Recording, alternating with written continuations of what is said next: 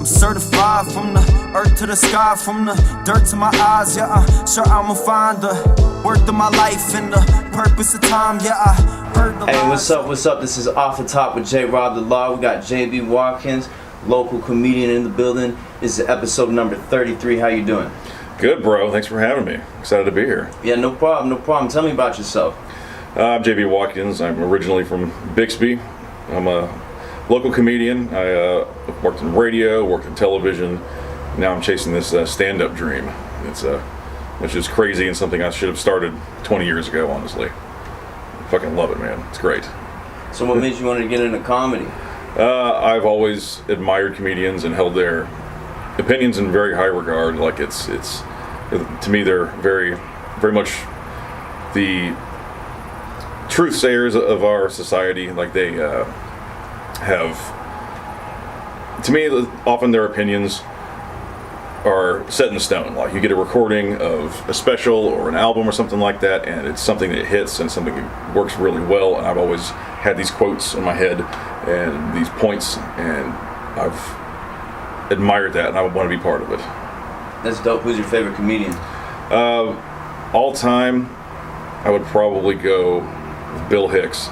He was the one who I first heard when I was 15 years old that really shocked me and said absolutely hilarious shit. And Isn't there a conspiracy theory about Bill Hicks? yes, there is. There's a one that's, I don't think it holds a lot of water, but there is one that Bill Hicks is Alex Jones. Yeah, I've for heard real. that. Yeah. I've heard that one. That's funny. Yeah. Do you think it's true? I don't. There's some facial comparisons on the internet that are very compelling, but I don't think it's him. They are both from Texas, and they both look alike when you compare the two, and but I don't think it's him. What would you say to all those believers that believe that?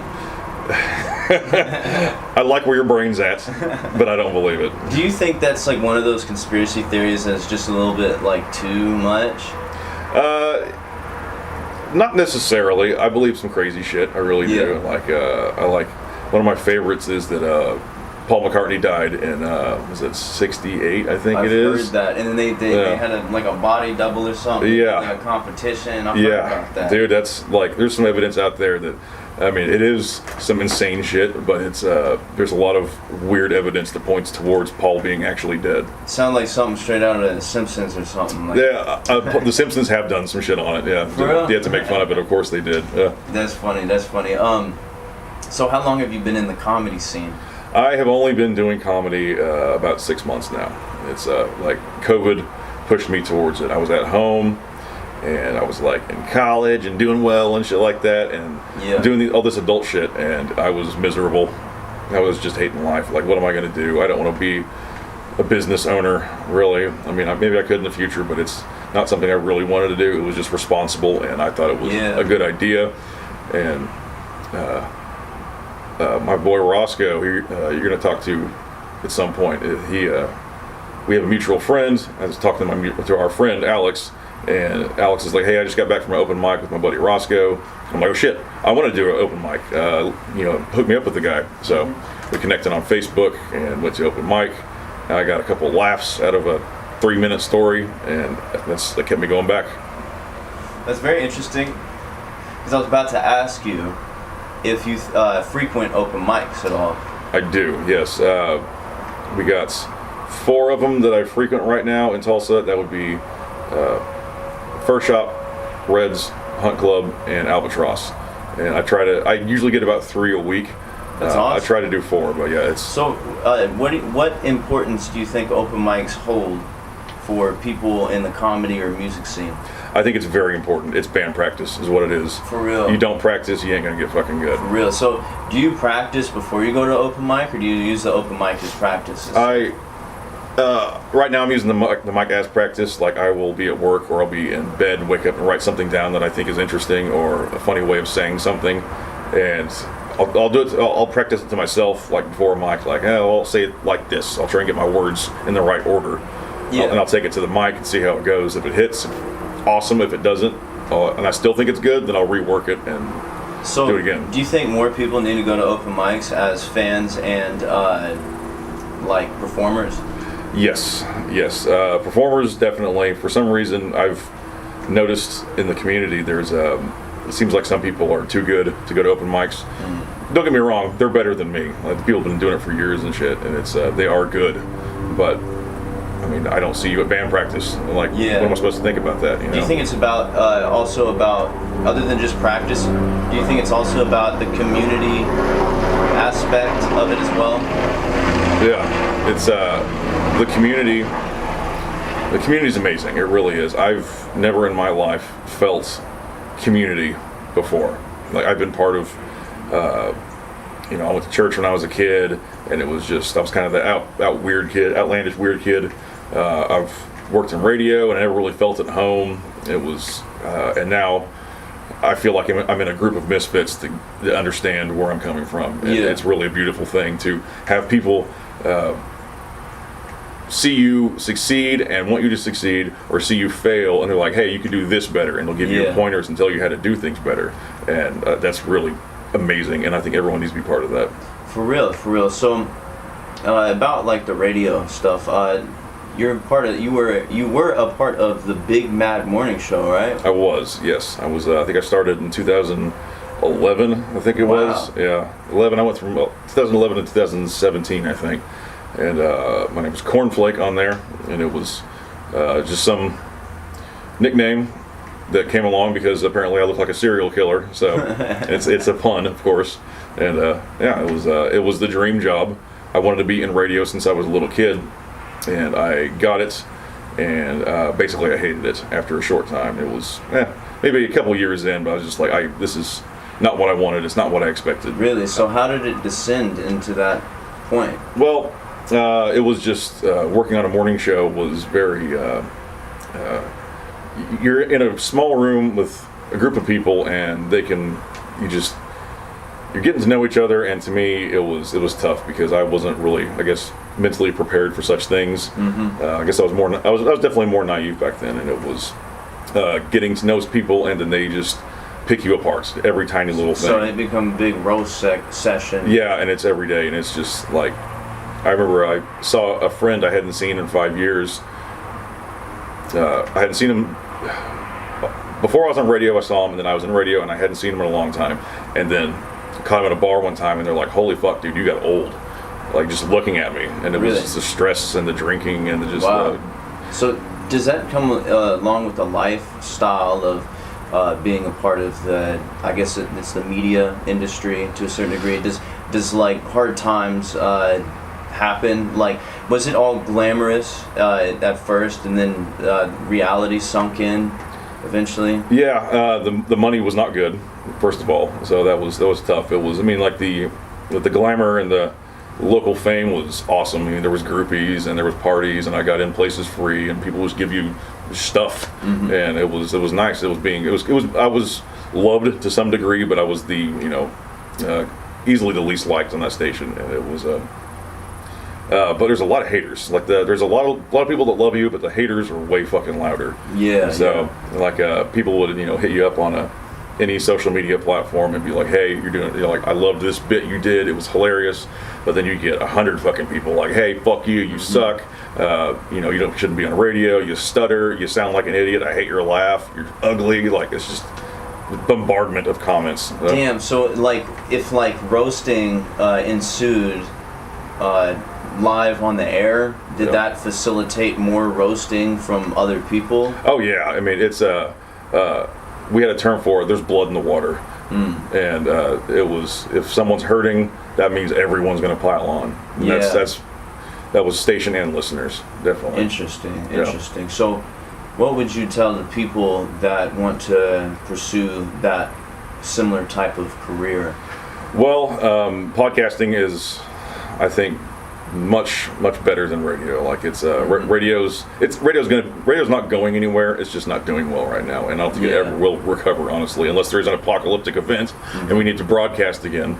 But people that want to do it, I would say definitely go with podcasting, or go for radio and try it out. And it's but you'll see there's a lot of, you're very much boxed in with what you want to do. So do you think the radio is dying in a similar sense that old school like television and cable is dying, like. Yeah, in the same sense as Blockbuster. Yeah, totally. Yeah. And then so it's like the streaming is just taking over everything. Like Yes. Netflix instead of cable, and YouTube instead of cable and radio and stuff. So that's interesting. Yeah, it really is. It's too confined the way I see it. Podcasting is so free. You can do whatever you want with very limited, very small, financial support. You can pretty much anyone can do a podcast, and that's why everyone has a podcast. Yeah, but you never know if it's going to hit or not, and the only way you're going to do it is doing it. Yeah, figuring it out yourself. Like lots of content being very consistent. And see, I mean, I've noticed some of the same potholes or stigmas within podcasting as well. You know, I mean.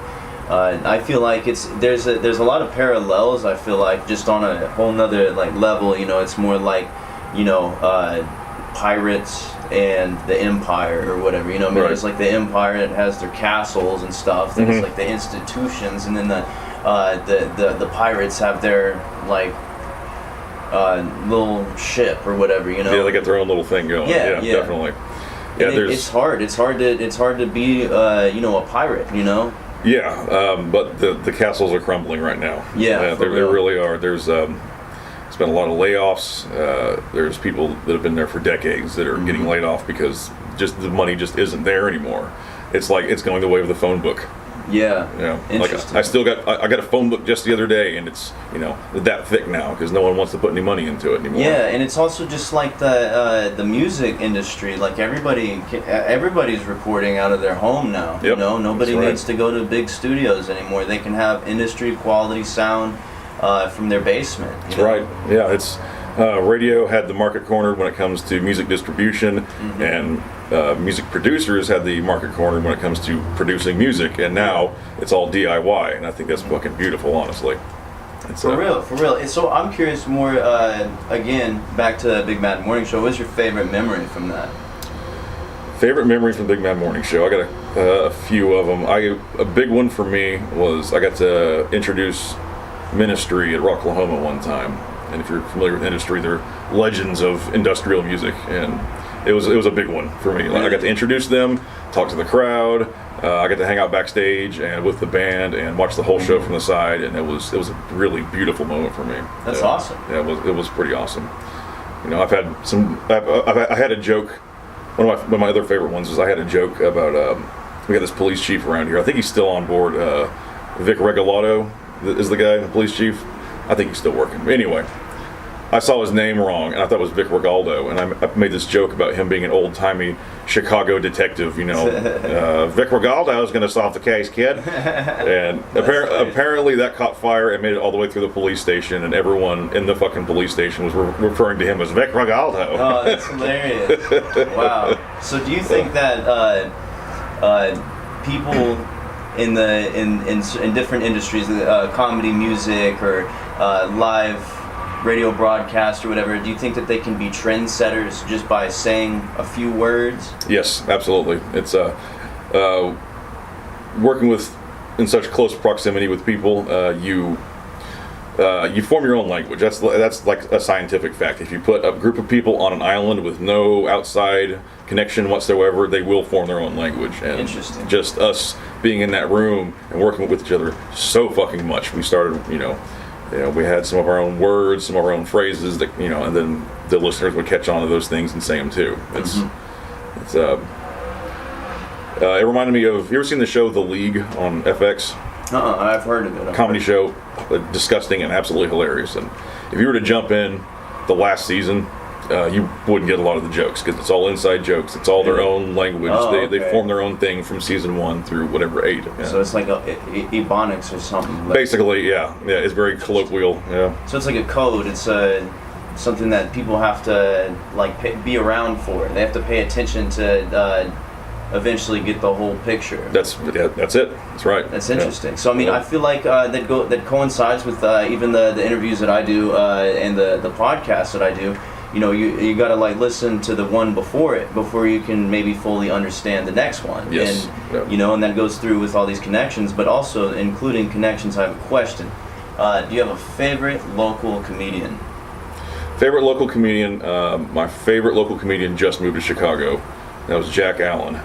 The man is an absolutely absurd writer, and the man can take an idea, something very surface level and basic, and just like a bad joke, and then dig and dig and dig and dig and dig and take you down this insane path all the way down to the bottom to where if you just jumped in, you'd be like, what the fuck is he talking about? But you hear the joke and you listen all the way down to where he's going, and it makes sense, and it's just insane. Okay. I love that guy. So that goes back to what we were just talking about, yeah, too. That's interesting. You got to get the joke. You got to be in there at the beginning. Yeah. So do you have anything, any ties to local music within Tulsa? Yeah, it's I haven't been to many shows because of COVID recently, but I have a good friend named Jason Hamilton. He's a longtime local bass player, usually for punk bands around here, and he's always kept me connected to some degree, and he's a great friend of mine. Yeah. So what's your favorite scene out of comedy, music, and art? Anything? What's your favorite scene? Well, I mean, I have to say comedy right now, definitely. Is that from a biased perspective? Yeah, it is. It's totally because comedy takes up all of my time now. I barely get to read. I don't get to play video games anymore. My comedy is what I fucking do right now. Is comedy your saving grace? Yeah. Like I said, I was miserable before, and I got more wind in my sails and happiness and confidence than I've probably ever had in my life right now. It's really a beautiful thing, and that's also, again, thanks to the community that I was talking about. Of course. Yeah, all the support. It's beautiful. So, do you think comedy ties in with public speaking? Yes. Yeah. You have to be able to present. I'm not the most eloquent motherfucker up there, but it's coincidentally I took a speech class when I was in college last year, and it helped.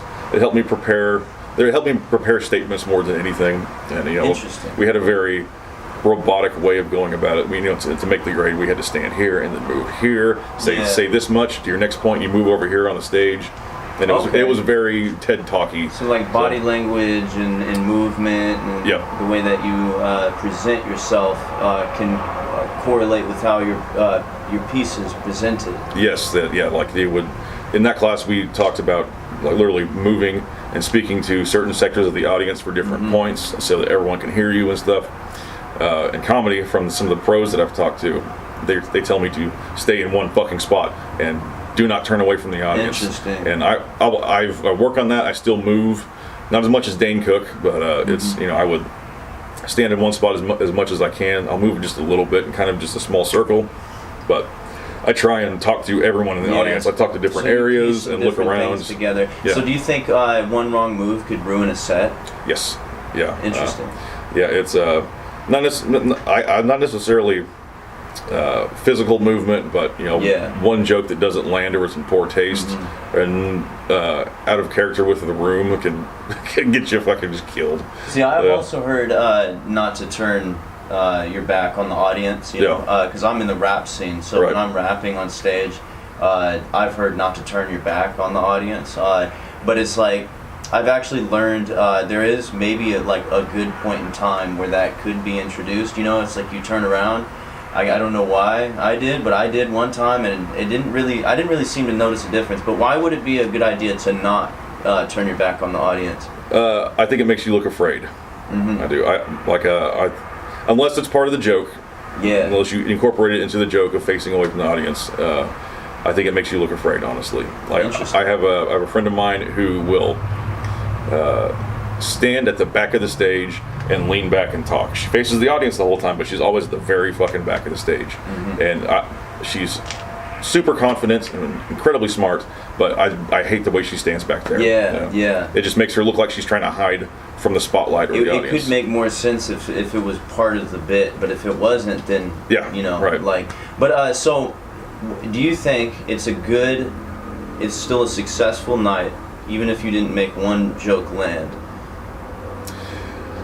Yeah, it's band practice, like I was saying. Yeah. Like you got to know. I'm still learning. I'm terrible with. I think my weak point right now would be crowd work. It's like I'm up there and I'm telling jokes and I just want to get my point across. And having no laughter is really tough because you still got to do your shit. And having no laughter, to me, compounds the time you got, because it's like you got 5 minutes, but people are laughing. That'll take away 10 seconds or something like that, and you can expand upon that. And do you think that people will still resonate even if they don't laugh? they'll remember you, definitely. So I mean, but do you think getting your point across to the people and people hearing you out, whether they laugh or whether there's a great response from it or not, do you think that's still just as important as people laughing? Yeah, it's important to be heard, definitely, but it's the laughter definitely helps. Like, it's just a cold, dead audience is brutal. Like, it's crickets. It's brutal, man. I've had one really, really bad bomb. I've bombed a number of times, but I had one really bad one. And there was about 80 people in the room, and just no one laughed. And it was an open mic, and the host of any open mic is supposed to, you finish and they run up there and like, hey, this was this person, give it up for the next person. Oh yeah. Well, I bombed fucking hard. There was crickets when I walked off, and the host, being a dick, left the stage just open for about 20 seconds, a very long 20 seconds, and there was no sound whatsoever. How does it make you feel when that happens? It hurts. It was a long, long drive home, and it really fucking hurts. And it made me want to quit that night. Yeah. But I had so many good shows ahead of that. So I'm like, just go harder. Yeah, I'm like, don't be a bitch. Just get back in there. It feels like almost sometimes it can't even get worse than that. You're like, oh, it can get worse, or you're like, maybe it can't, or whatever. And it's like the next time, even if it's like still it's better than 20 seconds of silence afterwards. You're like, everybody's like looking around and like. So have you ever this is very personal. I don't want to get too deep, but have you ever? And I know as men, it's like it's hard for us to express our emotions to a certain degree. But have you ever cried after a show? Not yet. Not after a show. No, something I'm trying to do is be more in touch with my feelings. I was raised to fucking push it down. Like just eat it. Just don't be a bitch. But we're all stigmatized as men. We can't really show our emotions like that. I mean, me personally, I've cried multiple times after shows. I mean, many times. I was just like I was feeling like this or that. Right. I was just like, man, I've wanted to cry from a really good set before, but I haven't let myself yet. But it's I think it'll be good though one time, because sometimes I think men cry maybe once every other few months or something, It's about right, yeah. It takes some time, but it's like when we let it all out and then we bounce back and we're like, you know what, I'm better, Yeah. Where would you think you would be without comedy though? I would probably still be chugging away at Tulsa Community College, hating life, and not even making any money or anything. I'd just still be plugging away at that shit right now and being really fucking unhappy. Did you quit college? Yeah, I dropped out again. Second time. I went when I was 18, went one semester, hated it, and went to work, just lived my life, and then went back two or 3 years ago and started back up and was doing great. Don't get me wrong. Yeah. I can always go back. My credits transfer, so I'm not too worried. I'm just putting my eggs in this basket right now. Yeah, so do you think that people themselves are just as capable, if not more capable, at creating their own business or corporation, then do you think we're capable of being able to do that ourselves without things like college and stuff? Oh yeah, totally. If you get a great idea, fucking go for it. I was going for business, but I never really had a solid idea. It was, I had a couple half-baked ones. I have a brother, and we had talked about a few things getting off the ground, and but that it didn't flesh out. His life has moved on to something else at the moment, and so did mine. So here we are. Yeah, I can resonate. I mean, I went to TCC also, and I was like, why am I here? I was like, I mean, I was gonna be like a naturopathic doctor or something, but I was like, nah. It's like, why spend all this money on this when I can learn all of this stuff on my own? You know, Right. So, what is your other experience within radio and stuff like that? Let's see. I worked for some sports stations when I was interning at the radio station, and I learned how to run the boards for live events there. And it was just connecting to the people on site and make sure the levels are okay, and sitting through pee-wee softball or whatever you're doing. I mean, sounds like I'm complaining, but I was grateful for the opportunity. Yeah, so yeah. I learned a lot there. And then I got a good word put out for me, and I got hired at a TV news station, a local news station around here, and that was more experience. I got to run in studio camera. I got to anchor wrangle, as I called it. So 5 minutes to show, motherfucker, let's go. Put the awesome. Get out of your seat. We got fucking news to do. I got to run the audio boards, which is my favorite thing. That's really cool. Very stressful, but you had to be fucking precise too. So how was that like? It was interesting. I'd never worked in TV before at all. Like we did of the year that I was there, we did maybe we pre-recorded maybe one thing I was part of. Mm-hmm. The rest of it was all live, and like if you're watching TV, local TV here, and then the news station cuts in, like, hey, coming up at 6, we got this coming in, like, that's all live. We cut in live. Really? And there's teleprompters running. Everyone's got their scripts of how things are going to go, and it's a very stressful, and you got to be preps and everything's ready to go. Like, and the most terrifying thing is, all the bosses are watching every single news program, and if anything went wrong at all, they know this shit top to bottom. It gets put into a mass email and sent out to the entire company that something went wrong. So your name's on the fucking block. Oh, yeah. So that's high stress. It was high stress. It really fucking was. Was it worth it? For the experience, yes. It didn't pay well. It paid okay, but it was. I do look back on it fondly. I do enjoy it. It was fun. There was very, very intelligent people working there, and interesting characters. I did enjoy it. Were the connections good? Yes, I met some fascinating, very creative people. Unfortunately, they were dumping their creativity into local news. Yeah, as we all were. So interesting. Yeah, but everyone else had other ventures to some degree. I had people. Running their websites and writing books and creating music and all that shit. So it was good connections, definitely. So, what's a better option? News station or McDonald's? I would say news station, definitely. It's I'm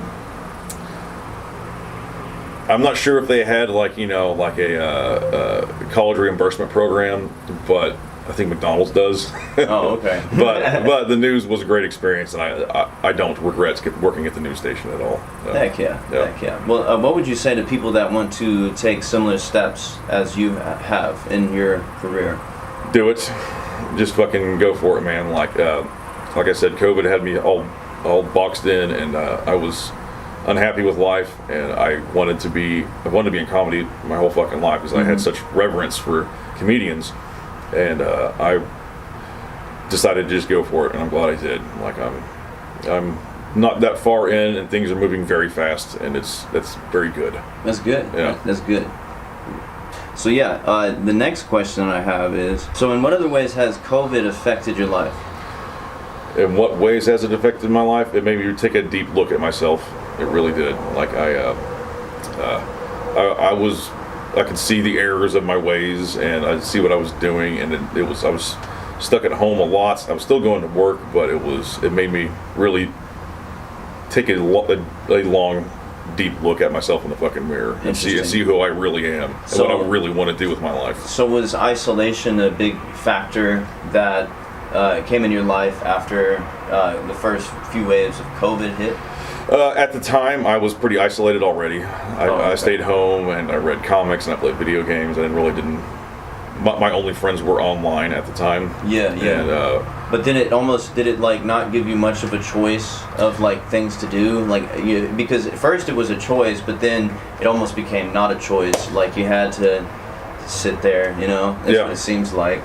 With what happened in COVID, like everybody I know, we all like kind of were stuck, Yeah, there was at first I'm like, whatever, life hasn't changed too much, and then after a couple months of it, I'm like, this isn't on my terms anymore. Yeah. I gotta fucking do something. This is nuts, man. So do you think that the official story of COVID is legit? I am of the opinion it was synthesized somewhere, and possibly China. I'm not entirely sure. I'm not a fucking biologist, but it's or was it microbiologist? Yeah. Just from what I've heard, it seems like it has been man-made, and it came from a So lab. so you disagree with the official story that they're putting out? I don't know what the official story is. Like it was synthesized. It was what, someone ate a bat or some shit. Is that the story? I think that's the story. I think that's the fucking like story that. too. I'm not entirely sure. I mean, I've always been very skeptical of what government shit says. So it's I take any official story like that, any big events, with a grain of fucking salt. I try to do my own research, but only to a certain degree. Where it gets to a point where I'm losing sleep and just like angry all the time, and like I have to step away and be like, dude, just like, you know. So you can call it sheep or whatever, but like I gotta live my own fucking life. I can't worry about this shit every day. Yeah, for real. There's eventually a time where we just have to let it be. You know, I totally agree with that. And I have a few wild card questions. So, with the 9/11 conspiracy, do you believe in the official story of that? No. No. Does anybody? Does anybody believe that? No. So, have you heard about stratospheric aerosol injections? No. Is that chemtrails? Yeah. Okay. Yeah, I don't know what to think of that. Do you believe in the official story of that? Not entirely, but it's I've seen some weird shit out there. Yeah. On the webs, of course, but I'm not entirely. It's hard to know. It's hard to fucking tell because I've never flown a plane. Exactly. I've never been in a hangar. I've never been in a hangar that would have the sprayers on it. So there's so much conflicting information. It's hard to discern between which one is totally accurate and which one is pulling our leg. You know, it's hard to know. But it's like. It also does make sense to me that if you think about. Of my limited knowledge of how actual jet engines work, it is compressing the fucking air with the moisture and pushing it out the back. That does also make sense to me. See, the only thing to me that makes me doubt it is whenever that word is like spoken or said on video or recording. On YouTube, there will be a little knowledge panel about if you say that one word, then it'll come up with contrails. This is contrails from Wikipedia. Okay, right. This is. So. I've noticed a lot of like similarities in the official stories. Is that there's these knowledge panels about information saying that anything that goes against the official story is totally incorrect. Right. So, do you think that we're moving in our country, the U.S.? Do you think we're moving towards a system of fascism or communism, or what do you think? Not necessarily. I think they got us where they fucking want us. There's no health care, jobs pay shit. I think they got us in a, just give us a cell phone and fucking pizza delivery and we'll stay fat and happy and die early. And I think that's honestly where we're fucking at right now. Interesting. So do you think, do you know anything about fluoride in the tap? Yeah. Any one of those? Oh yeah. Oh yeah. What I know from just what I've read is there's fluoride was used in concentration camps to help keep people dumb, from what I understand. Speaking of that, have you heard of Operation Paperclip or anything like that, where they brought the scientists over after World War II? Yeah, that's a fact, actually. Yeah. Yeah, and they utilized their information to do Operation Paperclip and Project Manhattan, I think, to build the atomic bomb. Yeah, I know there was a lot of Nazi scientists they brought over, and they said, "Hey, you guys got great shit. We'll not kill you if you can work for us." And exactly. And then after that, they coincidentally started the MK Ultra program, which seemed like that was that bounced off of the information that they got. Right. So it seemed very coincidental in that regard. But yeah, I mean, I'm sure that we could get very in depth with a lot of these different things, but I mean, I agree as well. It's not that good to just totally let our lives be consumed by these certain things, but it's like knowing that they're there is very important. Do you think that we are in the age of awakening right now in this current state of civilization? There is very much an awakening going on, I believe. There's I think COVID really fucked things up because it seems like everyone, there was a lot of people that were moving towards not trusting the government more, and now we are pretty much cornered into, if you want to go out, if you want to do something, you got to be complicit. And it's I think the only good thing coming out of this right now is UFO disclosure. It seems like a lot more people are fucking paying attention to that shit. And there's been some declassified videos and documents and shit that's really fucking terrifying and it's beautiful. I've heard about that. Beautiful. Yeah. And it's so funny because the alien conspiracy theorists were always the craziest ones out of everybody, other than the Bigfoot or whatever. The Bigfoot people or the flat Earth or whatever.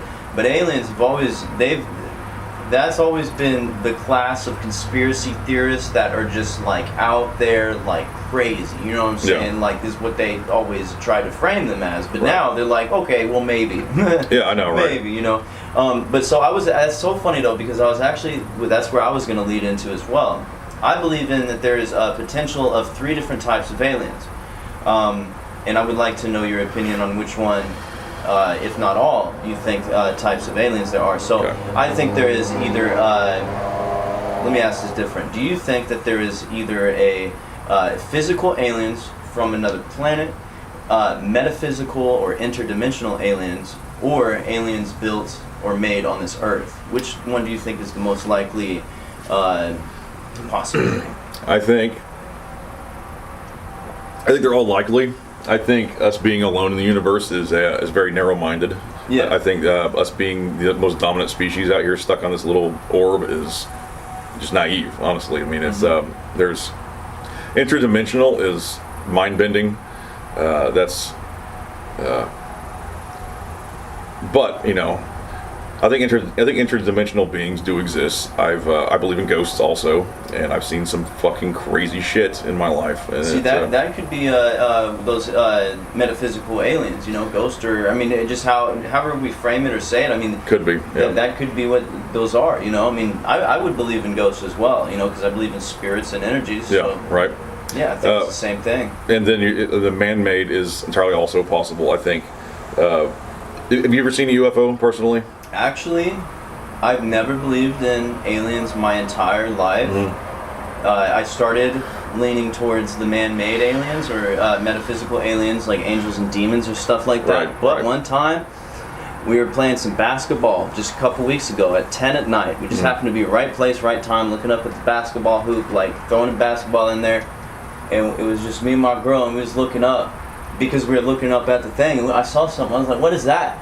I saw like 3, like, I don't even know how to explain, but I saw 3 flying things.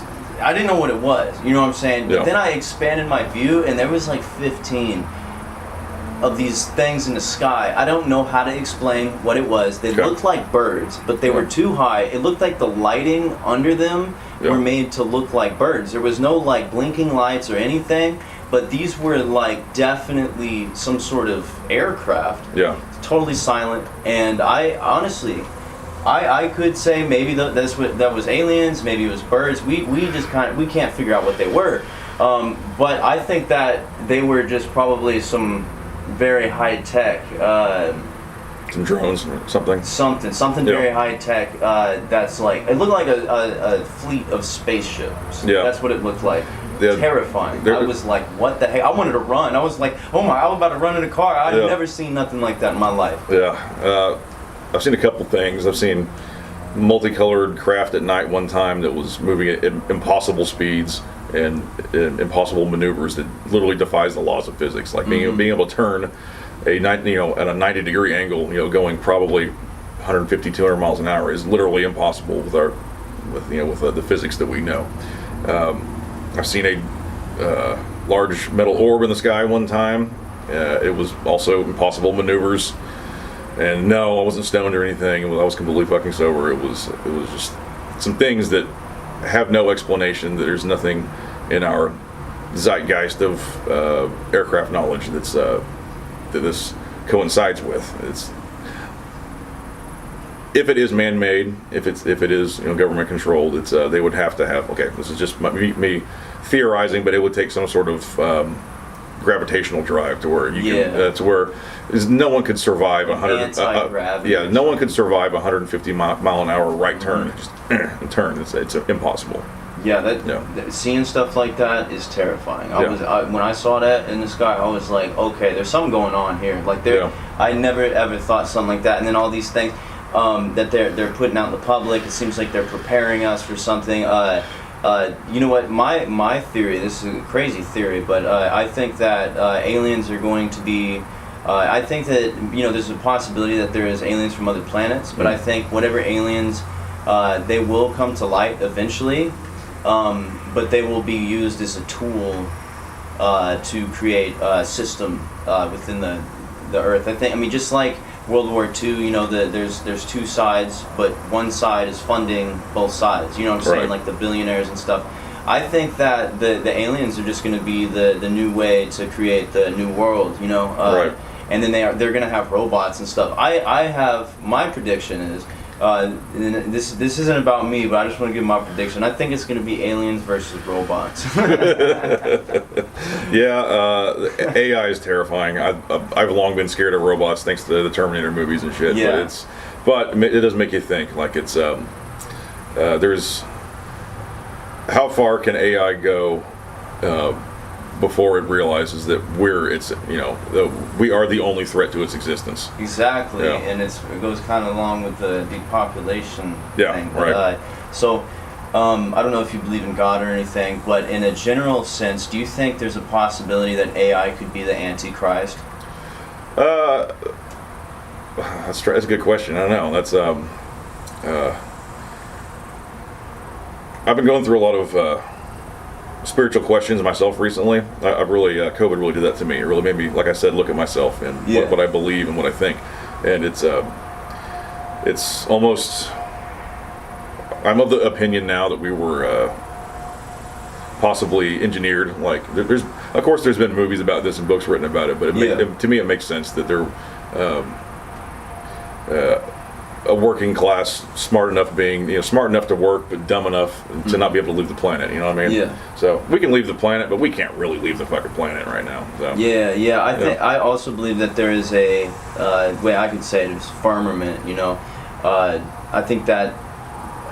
Well, see, I don't want to get too much into it, but Right. I think they're building the system to, they're uploading consciousness into AI or whatever, so they can transcend the firmament. So to me, that gives credibility that the Antichrist or whatever we call it Right.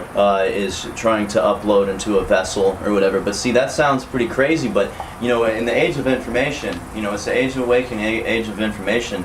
Do you think that the age of awakening and the age of information correlate and correspond a lot with comedy or music or things like that? Do you think that comes out through that? Yes, absolutely. Like that's a very great medium for such things. Like that's like I was talking about Bill Hicks earlier. He expanded my mind. He was saying things that I've never heard anyone talk about before with government and extraterrestrials and things like that. And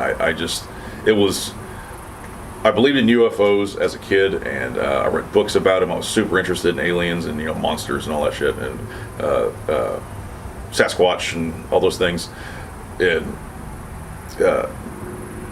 Dr. Hicks, no, he's not a doctor, but yeah, Dr. Hicks really, he was the first, adult, I guess, that really made sense to me. That said things that made me question what I was taught and what I was told.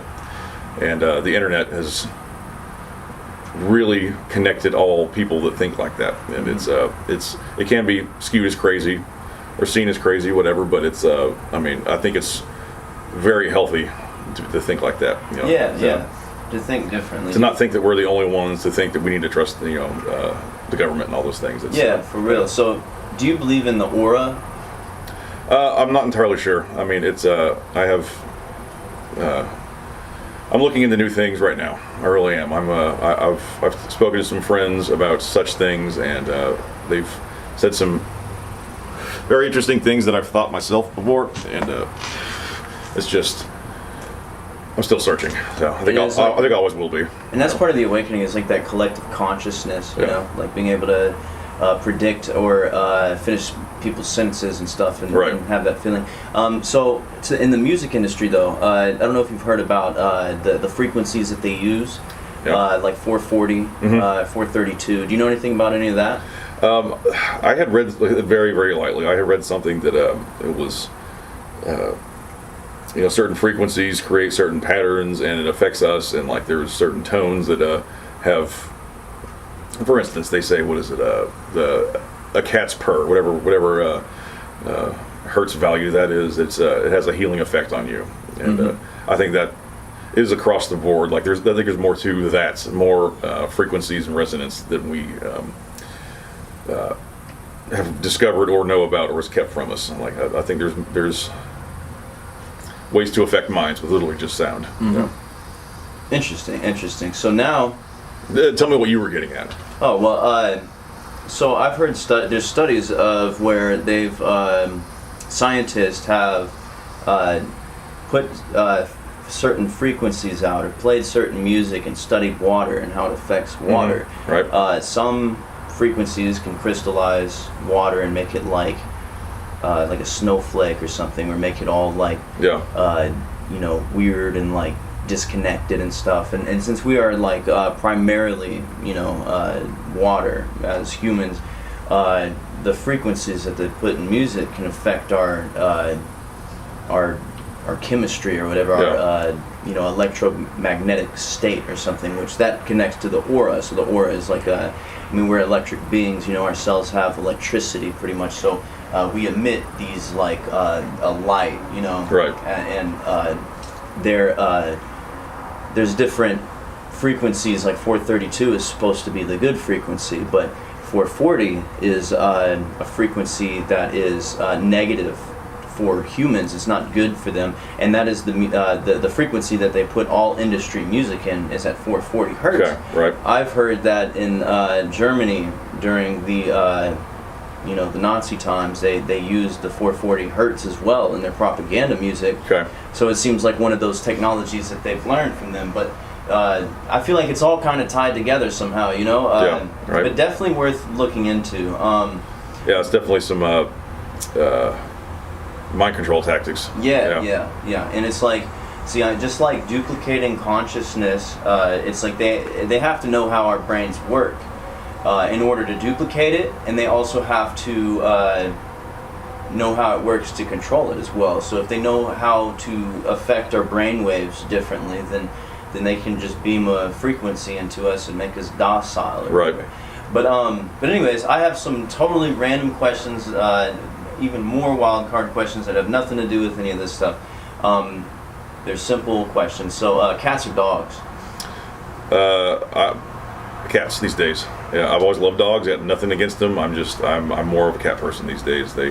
I like them having their own agenda and just chilling, and I like the attention of dogs is great, but it's too much attention for me. And very high maintenance. Yeah. I like being able to feed them and clean their fucking cat box and just I'll see you later, dude. It's been fun. They at least you don't have to let them out. You don't have to. Yeah. What about South America or Europe? I would go Europe, definitely. I've been to South America once. I went to Venezuela when I was a teenager. Yeah, on a church mission trip when I was. That's really cool. Yeah, I was a good little Christian boy once upon a time. Hey, that's cool though. We got to go, and it was absolutely fucking beautiful, and I would 100% go back. That's awesome. My Spanish is weak these days, but I've always wanted to go to Europe. It's where my family, or my, of course, heritage is from. I'm very, very British, so I want to go check things out. And European women or South American women? Based on my all the porn subreddits I follow, I'd say European. Which country?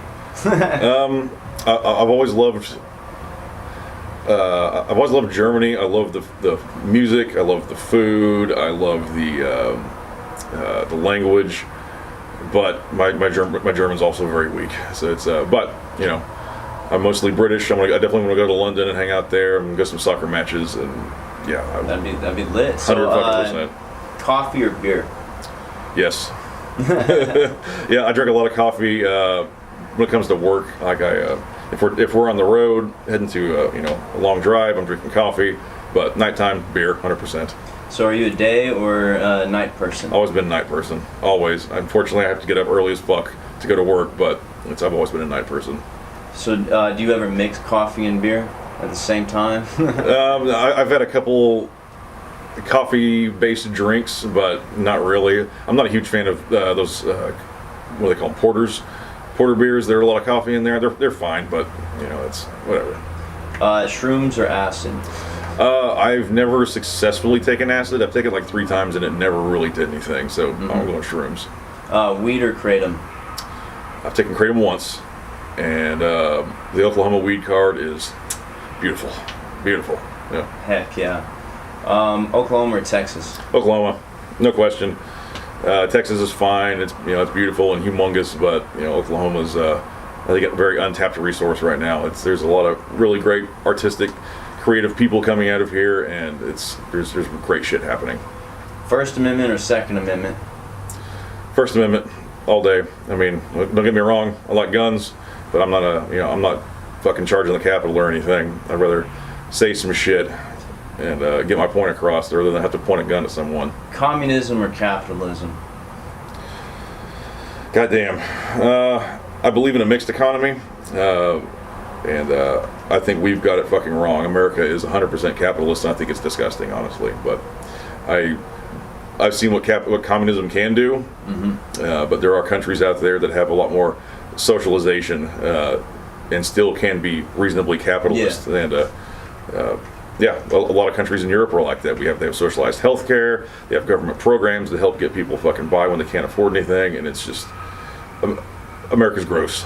It really is. So do you think capitalism or communism can be good to a certain degree? Yes. They can both become corrupted? Absolutely, easily. Both of them, yeah. I think capitalism is a great thing for the individual, but it's so easily corrupted. It's, that's why Sonic can pay $5 an hour to a car hop. And it's gross. You can't get by with that, man. You can't fucking get by with that. Communism, I know it's I don't believe in a 100% communist government because the government is in control of fucking everything. Like, there needs to be a large degree of individual freedom, but also the government is here to support us, and they should be scared of us. So we need a much more mixed economy. Definitely. So, titties or ass? Always been an ass man. Always, yeah. Like even if the tits are small, like if I like the shape, I like the fucking shape. Yeah, but yeah, ass all day. So, hands or feet? Hands or feet? I have a strange thing for women's hands. Like they get it's not a fetish to any sort of degree. I don't visit hand forums or anything, but I like a nice, elegant woman's hand. Yeah, they gotta have nice hands. They take care of themselves. Yeah. See, I threw myself off with these really crazy questions.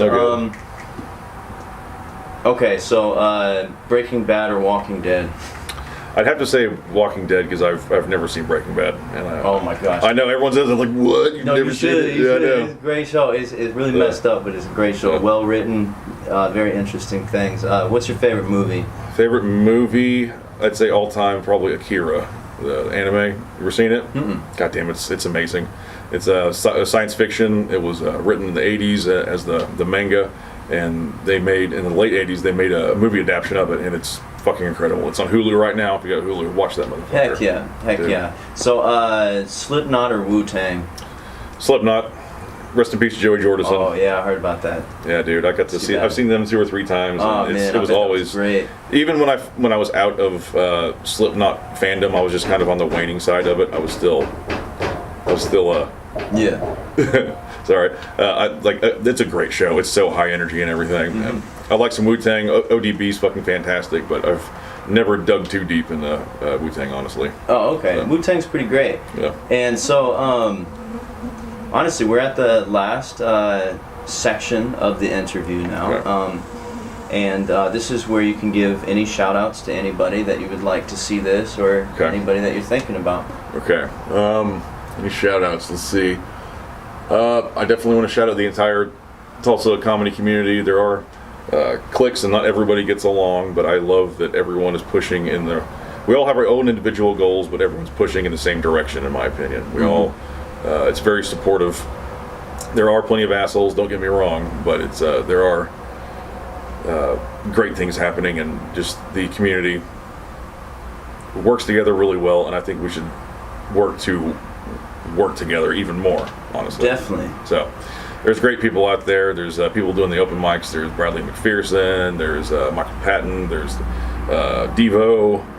Shout out to my boy Roscoe. He's booking shows all over the fucking place, and it's everyone's fucking grinding, and it's great. It's shit's happening. Heck yeah.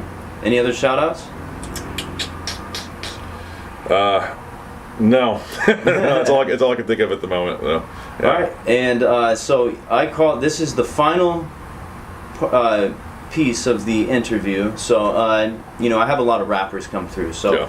I'm sure you don't want to rap, but I call this freestyle session. You can either rap a written, freestyle off the top of the head, or you can rant for 1 minute starting now. That's the rant for 1 minute. Okay. We'll go back to my rant from earlier. Pay people a living wage. We need to pay people a living goddamn wage. Like, it's now that COVID happened and no one's going back to work, and we see all these restaurants like, oh, please fucking come back. People are not coming back because you don't pay. You don't pay. Like, the bottom line is, how much do you fucking pay? If you go into an interview, if you ever had an interview, it's like they would give you a snotty look if you asked how much it paid before they fucking told you how much it paid. The bottom line is, how much does it goddamn pay? How easily can you get by? How happy can you be? And unfortunately, I think the fucking the conspiracy around that is to keep everyone so unhappy they have to go to fucking work. Pay them such a small amount that they are required to go to work and be fucking miserable and work 60 goddamn hours a week to support a family. Restaurants, all businesses, restaurants especially, this whole tip system of being able to pay people of like $3 a fucking hour and then hope they get tips, that's awful. That needs to fucking die right now. Okay, I'll leave it at that. Certified from the earth to the sky, from the dirt to my eyes, yeah, sure I'ma find the worth of my life and the purpose of time, yeah.